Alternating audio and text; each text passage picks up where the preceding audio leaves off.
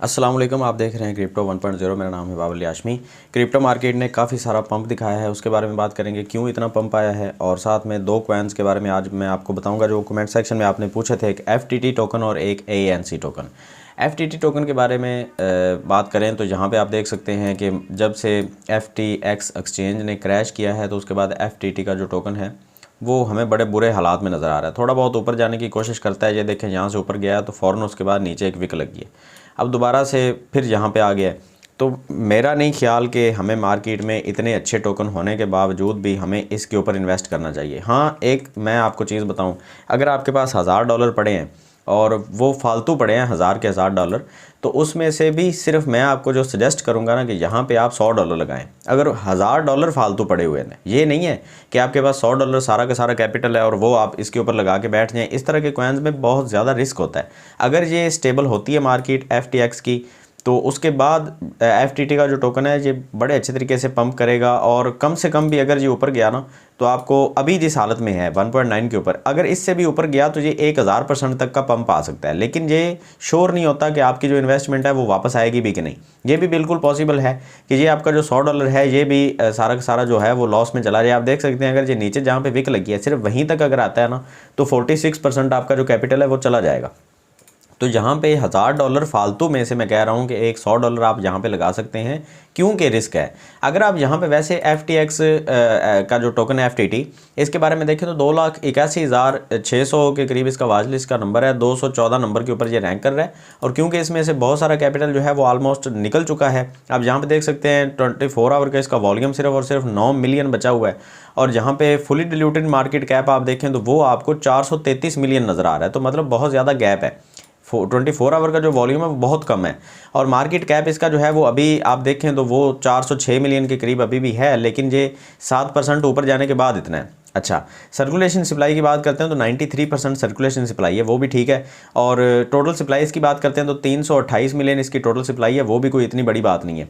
और मैक्सिमम जो है वो भी 352 मिलियन है, तो वो भी मतलब ठीक है, सारा कॉइन ही ठीक है। लेकिन इसका जो क्रैश हुआ है ना, उस क्रैश की वजह से इस कॉइन के ऊपर से मेरा भरोसा उठ चुका है, जैसे टेरा लूना से उठा था। और इस तरह के कॉइन में मैं आपको अपनी पर्सनल अगर स्ट्रेटजी बताता हूँ तो मैं इसके ऊपर इन्वेस्टमेंट नहीं करता। यहाँ पे अगर हम आते हैं तो उसकी 59% जो सप्लाई है वो एक वॉलेट के अंदर पड़ी हुई है। अब मुझे नहीं पता ये वॉलेट किसका है, ये किसी एक्सचेंज का है, ये इंडिविजुअल का है, मुझे नहीं पता। लेकिन 59% सप्लाई किसी एक बंदे के पास होना, ये चीज़ सेफ़ नहीं है। बस यहीं से आके थोड़ा सा मैं कहता हूँ यार, ये ना हो कि जो दोबारा से क्रैश कर जाए और इसके ऊपर जो है ना वो मेरी उतनी मतलब मैं ट्रस्ट नहीं कर सकता। दूसरा जो टोकन है जिसके बारे में आपने पूछा था वो था एंकर प्रोटोकॉल का ANC टोकन। ANC टोकन के बारे में अगर बात करते हैं तो 88,000 इसका जो है वो वाच लिस्ट का नंबर है, 842 नंबर के ऊपर ये रैंक कर रहा है। और ये टोकन है, कॉइन नहीं है, टोकन है। अच्छा, यहाँ पे इसकी जो सर्कुलेशन सप्लाई है वो सिर्फ 35% जो है वो मार्केट में सर्कुलेट हुई है। बाकी जो है इसकी वो 1 बिलियन इसकी जो सप्लाई है वो यहाँ पे अभी मार्केट में पूरी की पूरी नहीं आई। मतलब आप कह सकते हैं कि 700 मिलियन इसकी जो सप्लाई है वो अभी मार्केट में आना बाकी है, 650 मिलियन के करीब। तो वो सप्लाई जब आएगी तो उसके बाद शायद इसकी प्राइस जो है वो लॉन्गर टर्म में अगर आप देखें तो इसकी प्राइस ऐसे ही कुछ बिहेव करेगी। तो एंकर प्रोटोकॉल के ऊपर भी मेरा ट्रस्ट जो है वो उतना अच्छे से नहीं बनेगा। मैं यहाँ पे लॉन्ग टर्म के लिए तो इन्वेस्टमेंट कभी भी नहीं करूँगा। हाँ, शॉर्ट टर्म के लिए मैं अगर देखूँ कि अगर यहाँ पे मुझे थोड़ी बहुत प्रॉफिट किसी एक जगह के ऊपर जाके अगर मिल रही है, मिसाल के तौर पर मैं यहाँ पर आपके साथ जो चार्ट शेयर कर रहा हूँ ये 4 आवर का चार्ट है, और यहाँ पे इसकी सपोर्ट ढूंढना ही मुश्किल है। अगर आप देखें मिसाल के तौर पे जब ये यहाँ पे ट्रेड हो रहा था तो एक ये इसकी सपोर्ट बनी थी। नेक्स्ट जब ये नीचे आया है तो यहाँ तक आया है, ठीक है। उसके बाद ये ऊपर गया है तो इसकी सपोर्ट ये वाली बनती थी, लेकिन उसके बाद ये नीचे आया तो यहाँ तक। अब इसके बाद जब सपोर्ट ये वाली बनती थी तो इसके बाद नीचे इसने एक और सपोर्ट बना लिया। तो अगर यहाँ पे देखा जाए तो ट्रेड हम कैसे करेंगे, आप यहाँ पे खुद ही सोचें कि जब मैं इस जगह के ऊपर था तो मेरे जहन में ये था कि जब दोबारा ये नीचे आएगा ना तो मैं यहाँ पे ख़रीद लूँगा, ठीक है। नीचे तो आया नहीं, अगर दोबारा नीचे आया तो बहुत ज़्यादा ही नीचे आ गया, यहाँ तक आ गया। और यहाँ से अगर ऊपर गया तो मैंने सोचा कि चले यहाँ पे आएगा तो ख़रीदूँगा, और जहाँ पे आके थोड़ा सा ऊपर जाएगा इसके बाद फिर इसने डंप कर दिया। तो इस तरह का जो कॉइन होता है ना, इसमें इन्वेस्टमेंट करना थोड़ा सा रिस्की हो सकता है, लेकिन यहाँ पे जब प्रॉफिट आती है वो भी थोड़ी सी ज़्यादा ही आती है। अब यहाँ पे अगर किसी ने इन्वेस्टमेंट की होगी, एक रिस्क लिया होगा किसी ने, तो उसको देखें कि यहाँ पे कितनी प्रॉफिट उसको मिली होगी। आप यहाँ पे थोड़ा सा आइडिया लगाएं, ये देखें। मतलब 25% की प्रॉफिट जो है वो 2-3 दिन 4 दिन के अंदर उसको मिल गई उस बंदे को। और रिजेक्शन जो बनी है यहाँ पे वो बनी है यहाँ पे 100 की मूविंग एवरेज से। अभी 200 की मूविंग एवरेज की एक रिजेक्शन बननी है। आप चाहें तो यहाँ पे 200 की मूविंग एवरेज तक जब ये जाके टच करता है तो वहाँ पे आप एक शॉर्ट की पोजीशन ओपन करके एक अच्छी खासी प्रॉफिट यहाँ पे ले सकते हैं। आगे चलते हैं, मार्केट की अपडेट के बारे में बात कर लेते हैं। मैंने फिल कॉइन का आपको एक सिग्नल दिया था और मैंने कहा था कि फिल कॉइन के अंदर आप अच्छी खासी प्रॉफिट ले सकते हैं, और सिग्नल मैंने दिया था इस एरिया के अंदर। मैंने बिल्कुल आपको यही बताया था, क्योंकि यहाँ पे स्पोर्ट बन चुकी थी। आप मेरी पिछली वीडियो देख सकते हैं, यहाँ पे भी एक स्पोर्ट बनी थी। तो ये जो एरिया था मैंने बताया था 4.6 के ऊपर आपने एंट्री लेनी है, और 4.6 के बाद अभी आप देखें फिल कॉइन ने आपको कितनी ज़्यादा प्रॉफिट दी, आप हैरान हो जाएंगे। ये देखें 35% की प्रॉफिट, और सारी की सारी जितनी भी मूविंग एवरेज हैं वो सारी की सारी तोड़ के मार्केट ऊपर जा चुकी है। और 50 की मूविंग एवरेज, ये जो रेड लाइन आपको नज़र आ रही है बारीक सी, ये 50 की मूविंग एवरेज है। वो बाकी सारी मार्केट को सॉरी मूविंग एवरेज को तोड़ के अभी ऊपर जाने की तैयारी कर रही है।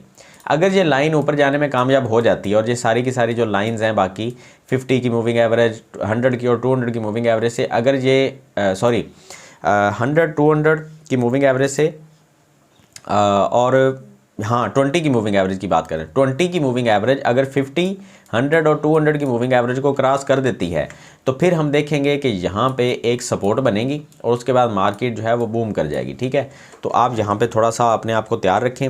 अगर ये वापस आता है कॉइन तो मैक्सिमम ये तकरीबन एक मोहतात अंदाजे के मुताबिक ये कॉइन जो है इसको आना चाहिए 6.23 तक, और जहाँ पे आके इसको एक पंप लेना चाहिए। ये जो टेक्निकल एनालिसिस है उसकी बेस के ऊपर मैं बात कर रहा हूँ। और अगर फंडामेंटल्स को देखा जाए तो जहाँ पे अभी ट्रेड हो रहा है, मतलब ये 6.33 के ऊपर ट्रेड हो रहा है, तो यहाँ से भी इसका एक पंप बनना चाहिए। उसकी वजह यह है कि आज 14 तारीख है और 14 तारीख को इसकी अपडेट आनी थी। इसका मेन नेट जो है वो लॉन्च हो चुका है, और जो वर्चुअल मशीन है वो इसकी आज लॉन्च होनी है 14 मार्च को। ठीक है, तो अभी यहाँ से एक पंप आना बाकी है। मैंने इसके अंदर सिर्फ और सिर्फ $100 लगाए हैं, मैंने ज़्यादा नहीं लगाए, क्योंकि इस तरह के जो कॉइन है वो थोड़े से रिस्की और वॉलेटाइल हो सकते हैं मार्केट को देखते हुए, क्योंकि मार्केट ऑलरेडी यहाँ पे आप देख सकते हैं 30% के करीब मार्केट जो है वो पंप कर चुकी है। तो इसके बाद मार्केट थोड़ा बहुत रिजेक्शन भी ऊपर से ले सकती है। उसकी वजह से मैंने सिर्फ और सिर्फ $100 लगाए हैं। अगर ये नीचे आता है तो मेरा जो नेक्स्ट एंट्री का जो टारगेट है वो 5.77 है। यहाँ पे आके मैं सेकंड एंट्री अपनी लूँगा, मैं यहाँ से निकलूँगा नहीं, मैंने इसको लॉन्ग टर्म के लिए होल्ड करना है। $100 मैंने यहाँ पे यहाँ पे लगाए 6.3 के ऊपर, यहाँ पे ऑलमोस्ट यहाँ पे मैंने लगाया $100 और 100 में यहाँ पे लगाऊंगा। ये मेरी स्ट्रैटेजी, आप चाहें तो इसको फॉलो कर सकते हैं। USDC की बात करते हैं तो USDC का ये जो डोमिनेंस है मार्केट की वो बड़े बुरे हालात में है। मतलब USDC से आप देख सकते हैं कि किस हद तक जहाँ पे पैसे 23% तक मार्केट जहाँ पे गिरी है, और इतने पैसे मार्केट से निकले हैं USDC के स्टेबल कॉइन से। और जब इतनी तेज़ी से किसी स्टेबल कॉइन से पैसे निकलते हैं तो वो कॉइन जो है वो सेफ़ नहीं रह जाता, उसके ऊपर लोगों का एतमाद इतनी जल्दी बहाल नहीं हो पाता। इसकी वजह से मैं सजेस्ट नहीं करूंगा कि USDC के अंदर आप इन्वेस्टमेंट करें, बाकी आपकी मर्ज़ी है।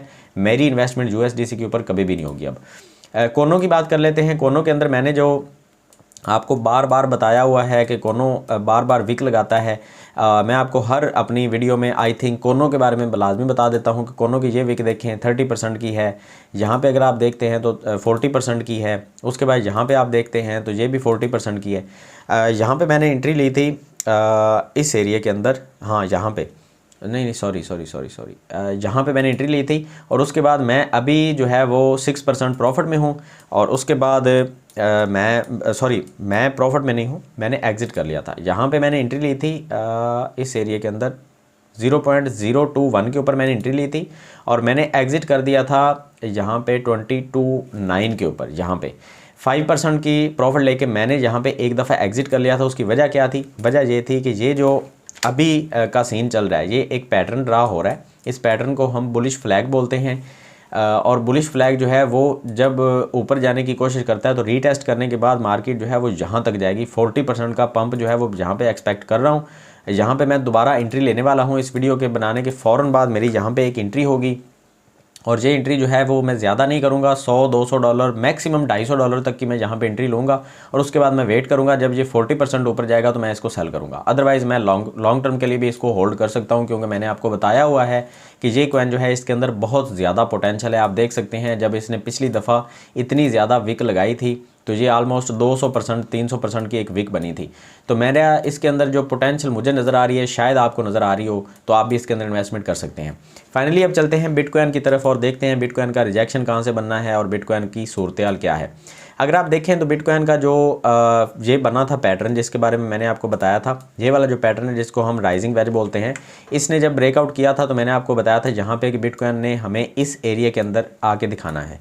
बिटकॉइन उससे भी थोड़ा सा नीचे गया और ये मार्केट को मैनिपुलेट करने वाले बहुत से लोग ऐसे बैठे होते हैं जिन्होंने हमारी एक्सपेक्टेशन के ख़िलाफ़ जाके कुछ ना कुछ करना होता है।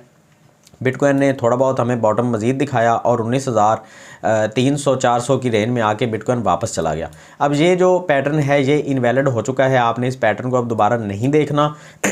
हम वैसे देखेंगे इस चीज़ को कि ये जो हमारी लाइन है ऊपर वाली, अगर इस लाइन को टच करके मार्केट दोबारा नीचे आती है तो फिर हमारे पास एक्सपोर्ट रेजिस्टेंस ये प्रॉपर बन सकती है। अदरवाइज़ हम यहाँ पे इसके ऊपर उतना ज़्यादा ट्रस्ट नहीं कर रहे और हम नए पैटर्न का वेट करेंगे। ये 4 आवर की कैंडल के ऊपर मैं बात कर रहा हूँ, डेली की कैंडल नहीं है, तो 4 आवर की कैंडल थोड़ी सी जल्दी जो है वो हमें रिजल्ट शो करवा देती है। बिटकॉइन का जो रिजेक्शन है वो यहाँ पे बन रहा है 24,400 के ऊपर, और ये रिजेक्शन जो है ये बनना ही था। यहाँ पे एक सपोर्ट भी है और रेजिस्टेंस भी है, और यहाँ पे अगर इसको क्रॉस करके बिटकॉइन ऊपर चला जाता है फाइनली, तो रीटेस्ट करने के बाद बिटकॉइन हमें नेक्स्ट जो एक रेजिस्टेंस मिलेगी वो 25,300 के ऊपर मिलेगी। और वहाँ अगर बिटकॉइन इसको 25,300 को क्रॉस करके अगर ऊपर चला जाता है तो फिर कमाल हो जाएगा, फिर मार्केट जो है वो बाकी सारी भी बुलिश होगी और हर कॉइन में आपको प्रॉफिट ही नज़र आ रही होगी। यहाँ पे अगर हम एथेरियम के बारे में बात करते हैं, एथेरियम का मैंने आपको जब सिग्नल दिया था, ये देखें, ये सिग्नल मैंने आपको बताया था कि ये एक बुलिश पैटर्न बन रहा है यहाँ पे, और बुलिश पैटर्न जो है वो इसको बोलते हैं असेंडिंग ट्रायंगल, और असेंडिंग ट्रायंगल जो है वो जब भी बनता है तो अच्छी खासी प्रॉफिट देके जाता है। एथेरियम ने हमें यहाँ पे हमने एंट्री ली थी और 12% का प्रॉफिट हम यहाँ पे जो है वो कैश आउट करवा चुके हैं, ठीक है जी। और ये जो एक भाई पूछ रहे थे कि भाई आप सिग्नल कहाँ पे देते हैं, मेरा जो सिग्नल है वो यहाँ पे यूट्यूब के ऊपर ही मैं दे रहा हूँ, क्योंकि टेलीग्राम के ऊपर लोगों को समझ ही नहीं आ रही थी कि कहाँ पे एंट्री लेनी है, कहाँ पे एग्जिट करना है। यहाँ पे मैं डिटेल के साथ समझा देता हूँ कि यहाँ पे आपने एंट्री लेनी है, इतनी एंट्री लेनी है, और यहाँ पे जाके आपने एग्जिट इस तरीके से करना है, वो सारी चीज़ मैं आपको समझा देता हूँ। अभी एथेरियम के अंदर जो है वो आप एंट्री लेना चाहें तो थोड़ा बहुत वेट कर लें और फाइनली आपका जो बुल रन है अगर वो स्टार्ट हो रहा है मिसाल के तौर पे, तो आपने यहाँ पे जो एंट्री लेनी है एथेरियम के अंदर वो 1670 के ऊपर आपकी एंट्री बननी चाहिए, और उसके बाद आपने वेट करना है। वेट कहाँ तक करना है? 1741 के ऊपर, ठीक है जी। यहाँ पे अगर आप एंट्री लेते हैं 1670 के ऊपर, मैं आपको बता देता हूँ कितने परसेंटेज आपकी प्रॉफिट बनती है। ये देखें 4-5% की प्रॉफिट आप यहाँ पे कैश आउट करवा सकते हैं, और चाहें तो आप एथेरियम को लॉन्ग टर्म के लिए भी होल्ड कर सकते हैं। अच्छा, ये सारी की सारी जो वजह है वो क्या है? अगर आप देखें तो आपको यहाँ पे जो वेबसाइट है investing.com, इसके ऊपर आपको जो डाटा नज़र आ रहा है SPX 500 की जो विक्स है वो यहाँ पे जो है ग्रीन नज़र आ रही है हमें, और कल के डेट के अंदर ये 11% तक यहाँ पे पंप दिखाया है इसने, और ये वॉलेटिलिटी का पंप होता है। अच्छा, 11% बहुत ज़्यादा होता है। US30 को अगर हम देखते हैं तो यहाँ पे 126 डॉलर जो है वो इजाफा हुआ है, और 0.4% का यहाँ पे हमें जो है वो बेहतरी देखने को मिली है। US 500 को देखें, वहाँ पे भी हमें आलमोस्ट 0.48% की जो बेहतरी है वो देखने को मिली है। डॉ जोन्स और SPF 500 के अंदर थोड़ा बहुत हमें रेड कलर नज़र आ रहा है, और वो भी बहुत हल्का, ज़्यादा नहीं है। नेस्डैक जो है वो भी ग्रीन है, डॉलर का इंडेक्स जो है वो ग्रीन हो रहा है, तो इसके लिए मार्केट थोड़ी बहुत जो है वो प्रेशर के अंदर है, लेकिन ठीक हो जाएगी जल्दी।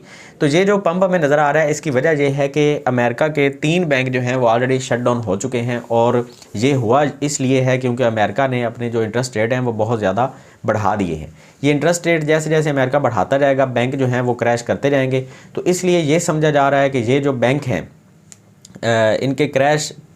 इनको क्रैश से बचाने के लिए अमेरिका को अपने इंटरेस्ट रेट जो हैं वो कम करने पड़ेंगे, और जैसे जैसे ये इंटरेस्ट रेट कम होंगे तो उसके बाद हमें देखने को मिलेगा कि मार्केट में एक बड़ा ज़बरदस्त बुल रन स्टार्ट होगा, और जैसे ही बुल रन स्टार्ट होगा तो हमारी जो एंट्रीज़ हैं वो हमें बहुत मज़ा देने वाली हैं। तो खैर, आज की वीडियो में फ़िलहाल इतना ही। उम्मीद करता हूँ कि आपको एंट्री और एग्जिट पॉइंट के बारे में बड़े अच्छे तरीके से पता चल गया होगा, और जो 2 कमेंट सेक्शन में आपने कॉइन पूछे थे वो मैंने आपको बड़े अच्छे तरीके से एक्सप्लेन कर दिए हैं।